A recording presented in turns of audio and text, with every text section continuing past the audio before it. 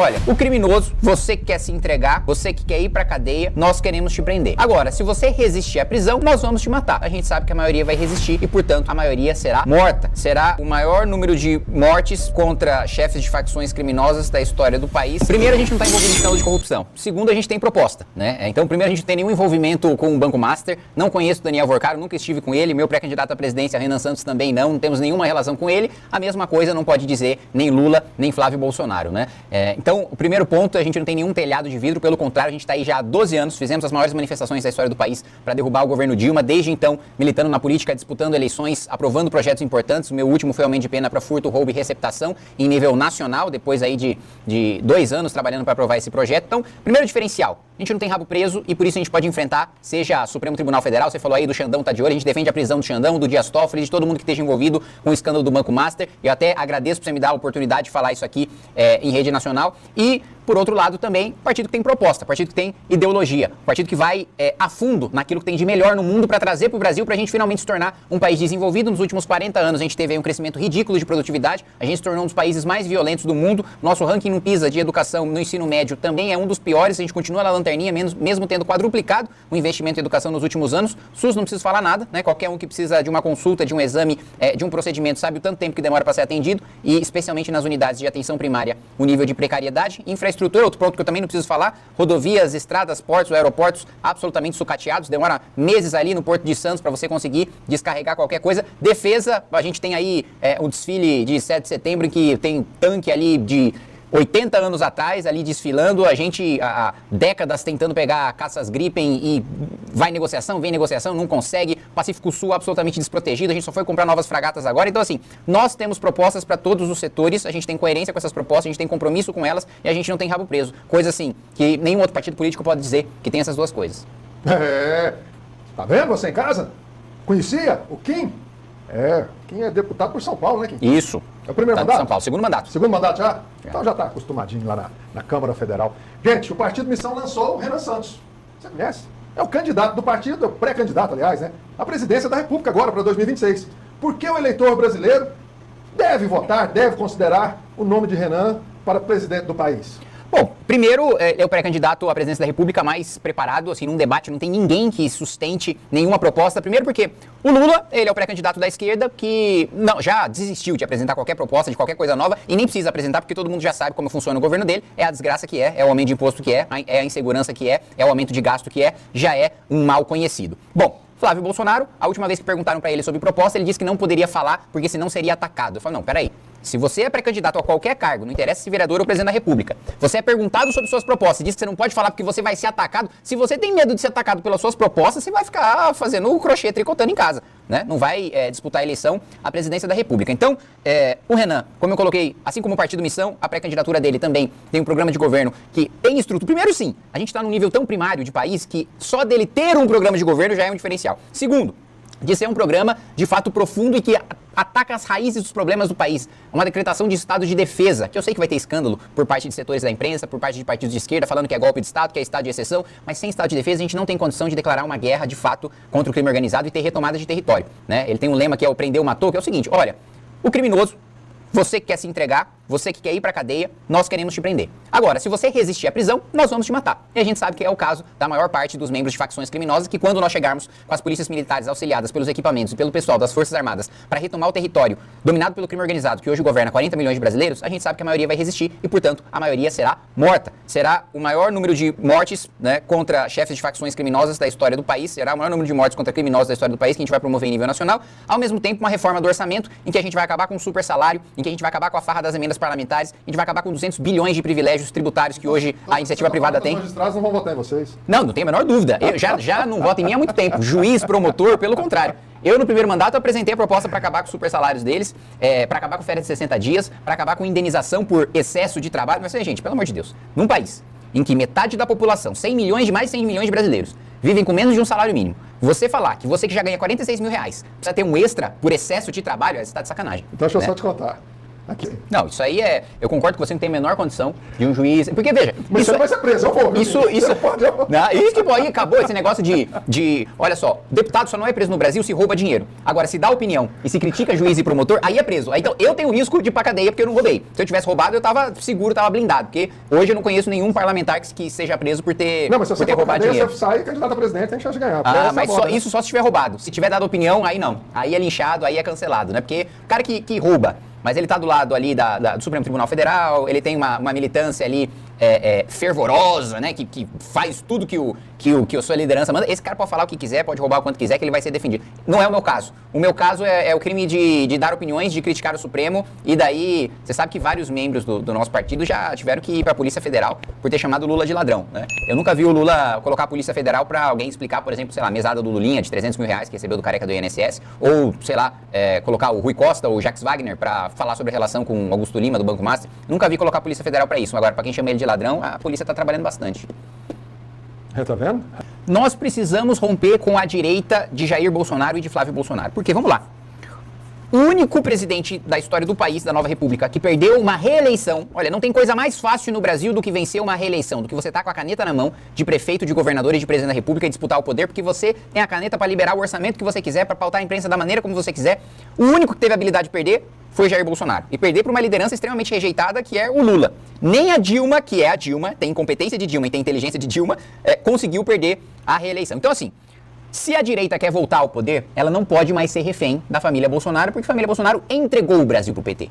Depois das manifestações pro impeachment, nós entregamos um país para Jair Bolsonaro, em que o Lula estava preso, inelegível, e que o PT tinha vergonha de colocar vermelho na bandeira e estrela na bandeira. O Bolsonaro devolveu um país pra gente com Lula solto, presidente da República e com todos os corruptos da Lava Jato voltando pra cena do crime, inclusive os seus aliados. Valdemar da Costa Neto, Ciro Nogueira, o seu próprio filho Flávio Bolsonaro, né? Então, a farra da corrupção volta depois que a gente tinha colocado um freio nisso nas manifestações pelo impeachment. Então, nós precisamos, sim, romper definitivamente com a direita representada por Bolsonaro, se a gente quiser que a direita chegue ao poder. Se a direita tiver rabo preso, envolvimento com o Banco Master, qual moral que tem pra falar de Petrolão? Porque aí vai falar de Petrolão no debate e o Lula vai falar, aí vocês com o Banco Master. Aí acabou. Uma das maiores vantagens que nós da direita sempre tivemos foi poder apontar a corrupção do Partido dos Trabalhadores e mostrar que a gente não tem envolvimento com coisa nenhuma. Aí agora vai se sujeitar, por causa de um culto à personalidade do Flávio Bolsonaro, do Jair Bolsonaro, a defender escândalo de corrupção, né? O argumento que eu escuto hoje é, não, mas o Flávio estava pedindo dinheiro privado para um filme privado. Gente, se vaza uma ligação do filho do Lula pedindo dinheiro pro Marcelo Odebrecht para fazer um filme pro Lula, o que os bolsonaristas iam falar? Iam falar, não, o filho do Lula tá pedindo dinheiro privado para uma empresa privada. Óbvio que não, vai falar que é escândalo, que é roubo, que é tráfico de influência, que é advocacia administrativa, que é corrupção. Da mesma maneira como a gente precisa falar sobre o Flávio Bolsonaro. Da mesma maneira que o Dias Toffoli e o Alexandre de Moraes estão envolvidos no escândalo do Banco Master e precisam ser presos, que o Lula está envolvido no escândalo do Banco Master e precisa ser preso, Flávio Bolsonaro está envolvido no escândalo do Banco Master e precisa ser preso. Senão, a gente nunca vai ter um país decente, a gente vai entregar o país de vez para a esquerda. Olha só, em 2018, José Dirceu, uma das lideranças máximas do PT, disse, olha, agora que o Lula está preso, inelegível, que a direita venceu o poder, a direita vai ficar 16 anos no poder. A gente só tem chance de voltar depois de 16 anos. Bolsonaro foi tão burro, tão amador e tinha tanto rabo preso a ponto de vender o Brasil pro Centrão e pro Supremo, que em 4 anos já devolveu pro PT o que o PT estava esperando demorar 16 anos. Então assim, se for para manter o PT no poder, aí beleza, pode continuar sendo apoiador da família Bolsonaro. Agora, se quer se livrar do PT de uma vez por todas, aí a gente precisa promover esse rompimento. Batista, dos amigos do Lula, né? Porque o banqueiro ruim, o PT sempre diz que combate as elites, que somos nós da direita, que defendemos os grandes banqueiros, os empresários. Mas pro Lula, o banqueiro ruim é o banqueiro que não tá com ele. Banqueiro bom é o banqueiro que apoia o PT. Nós tentamos na CPMI do INSS convocar os grandes bancos para explicar a fraude no consignado. O PT votou contra convocar banqueiro. Então assim, não tem moral absolutamente nenhuma para falar de elite, porque dá 200 bilhões de reais todos os anos para elite privada, do dinheiro do pagador de imposto, do dinheiro que você, que acorda cedo, vai dormir tarde, que não tem tempo para sua família, que não tem tempo para estudar, tá estressado porque não consegue pagar a conta, que tá endividado, o seu dinheiro vai para elite privada. Do bolso e pelas mãos de um governo que diz combater as elites. Que diz que o pobre de direita não tem moral para falar porque a direita defende o interesse dos mais ricos. Mas peraí, quem tá tirando 200 bilhões de reais do bolso do pobre para passar pra elite privada é o PT, não é um governo de direita, né? Então... Não, mas isso passa por quê? Por que ele passa 200 bi pros bancos? não só para os bancos, mas para as grandes empresas, ele passa a título de privilégios tributários. Ele fala, não, são setores que geram emprego para a economia, são campeões nacionais que vão se tornar grandes empresas para ser competitivos no mundo e levar o nome do Brasil para o mundo. Na prática, vamos pegar irmãos Joesley e Wesley Batista. Quebraram pequenos frigoríficos, médios frigoríficos ao redor do Brasil, né, graças a todos os subsídios e aos privilégios que tiveram. Hoje também estão começando a dominar o setor elétrico, né, receberam uma série de benesses, né, na produção, na implementação, na compra de leilões de termoelétricas, né, que basicamente a gente está lá produzindo uma energia mais suja e mais cara só para beneficiar os irmãos Joesley e Wesley Batista. Agora estão entrando na onda de fertilizantes. Infelizmente, essa semana a Câmara dos Deputados também aprovou um projeto que privilegia os irmãos Joesley e Wesley Batista com mais privilégios tributários que saem do bolso do mais pobre. Então, vamos lá. Primeiro, a gente já está falando de 15 bilhões de reais em privilégio. O Lula veio falando que tem que tributar os mais ricos. Então isso aí não está acontecendo, não? Não acontece nada. Pelo contrário. Ele tira do bolso do pobre para colocar o rico no orçamento. É o contrário daquilo que ele diz. Né? Ele tributa mais. O tributo mais pesado é sobre o consumo. E continua sendo. Lula não diminuiu um centavo sequer de tributação sobre consumo. Não cortou um centavo de gasto para aliviar das costas do trabalhador. Olha só, a gente está aqui, hoje é dia 28 de maio. Até o dia de hoje, você só trabalhou para pagar imposto. Até o dia de hoje, você só trabalhou para pagar imposto. 5 meses no ano, nós só trabalhamos para pagar imposto. Você começou a trabalhar para você mesmo, para sua família, para o seu rendimento, agora. O Lula não cortou um centavo disso. Outro ponto que a gente vai ter que enfrentar também, desindexar o orçamento, desvincular a receita. O negócio parece complicado, mas o negócio é o seguinte. Hoje, cada 100 reais, né, que o presidente da República tem para administrar, ele só pode dizer para onde 8 reais vão. É isso mesmo, cada 100 reais que a gente paga de imposto, só 8 reais o presidente da República decide para onde vai. Isso é uma maluquice. Eu tive ontem com deputados da União Europeia e todos eles falaram, o quê? 8%? Só 8% que vocês administram? É, porque a Constituição engessou tanto os nossos gastos e o PT trabalhou por isso, que hoje o Poder Executivo basicamente fica pagando conta, despesas correntes ali e não sobra nada para investimento, não sobra nada para infraestrutura, não sobra nada para qualificação de mão de obra, não sobra nada para investir em inteligência artificial, para investir em digitalização do governo. Então a gente vai ter que desvincular o orçamento para dar mais liberdade para o Presidente da República fazer investimento, baixar juro, facilitar o crédito barato, baixar a inflação. Tem a série, eu colocaria e elencaria essas 3 primeiras medidas que a missão no poder colocaria na economia para resolver o problema das contas públicas, aliviar os impostos e ter margem para fazer investimento. Uma pergunta aqui do telespectador, eu quero encontrar aqui, mas eu já vou falar seu nome. Ele pergunta o seguinte, o Missão, vamos falar de Goiás, o Missão em Goiás, terá candidato a governador? Olha, o Partido Missão aqui em Goiás, primeiro, eu preciso falar, estou aqui com o Noleto, nós vamos fazer, que é nosso coordenador, né, membro do Partido Missão, coordenador do Movimento Brasil Livre, eu vim aqui em Goiás para participar do evento, que hoje a gente vai ter aqui, um encontro do partido para 200 pessoas, vamos fazer encontros ainda maiores quando vier nosso pré-candidato à presidência da República, aqui, Renan Santos, e eu vou deixar na mão de Goiás. Eu vou deixar pro diretório aqui da missão no estado de Goiás decidir se a gente vai ter pré-candidato, se não tem pré-candidato. Não sou eu lá de São Paulo que eu vou vir aqui falar se a gente vai ter ou se não vai ter. Eu vou deixar o diretório daqui escolher, aí depois vocês entram lá na rede social do Noleto e cobrem ele para saber se vai ter candidato ou não. Final 16. Conta pra nós. Eu sou a favor do fim da escala 6x1 e votei contra a PEC da escala 6x1. Você vai falar, mas peraí, isso é contraditório. Não, não é. Isso foi uma enganação pro trabalhador, né? A gente nunca vai diminuir escala de trabalho, nem jornada de trabalho, sem a gente cortar gasto e cortar imposto. E eu já proponho isso, porque muita gente fala, mas então por que você não propõe? Eu propus, só que eu preciso do apoio de 171 deputados. Nessa própria PEC eu propus, tive o apoio de menos de 30. Por quê? Porque isso envolvia cortar salário e privilégio de deputado federal, de senador, que eu já cortei, já abri mão dos meus. Agora, os meus colegas não querem continuar. Tem deputado que pega a cota parlamentar e aluga BMW como carro oficial com seu dinheiro. E aí, alguns desses vão lá e votam dizendo que quer beneficiar o trabalhador. Eu falo, você pode enganar o seu eleitor. Agora, a mim, você não faz de otário, não. Você usa o dinheiro do trabalhador para alugar carro de luxo, para pagar a gasolina, para pagar o almoço de todos os seus assessores. E aí você vem me falar que você está defendendo o trabalhador? Então não tem solução fácil. Tem que fazer reforma fiscal, tem que cortar gasto, tem que aumentar investimento, tem que qualificar a mão de obra para aumentar a produtividade. Hoje, cada 2 horas que um americano trabalha, para o brasileiro produzir o que o americano produz em 2 horas, o brasileiro precisa trabalhar 8 horas.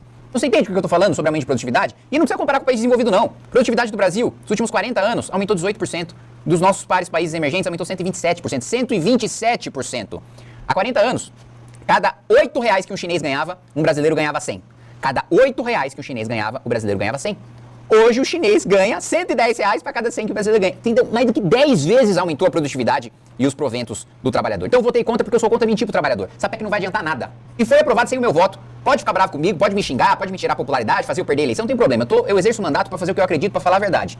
Né? Então se está insatisfeito com a minha postura, não tem problema. Me aposente. Me aposente da política porque eu estou para fazer o que eu acredito. Se não tem mais ninguém nesse país que acredita naquilo que eu acredito, que tem o princípio daquilo que eu defendo, então eu não tenho mais quem representar na política. Então chegou minha hora. Agora, eu não vou deixar de defender aquilo que eu acredito para fazer propostazinha populista. Igual o deputado Nicolas Ferreira, que disse, não, sou contra, né? Mas aí votou a favor, Aí falou, não, eu sou contra, mas eu quero que o país quebre logo para as pessoas verem que eu tô certo. Não, mas peraí, que irresponsabilidade. Eu também quero que as pessoas vejam que eu tô certo. Agora, nem por isso eu votei a favor. Nem por isso eu propus uma escala ainda mais populista e ainda mais demagógica. Né? As pessoas vão ver que eu tô certo, infelizmente, porque eu fui derrotado no voto. E não com o meu próprio voto, eu vou lá e vou ferrar a vida do brasileiro de propósito para mostrar que eu tenho razão e para não perder popularidade. Isso eu não vou fazer. Então, esse foi o meu posicionamento. Votei contra no primeiro turno, votei contra no segundo turno, e se tivesse um terceiro, eu votava contra também.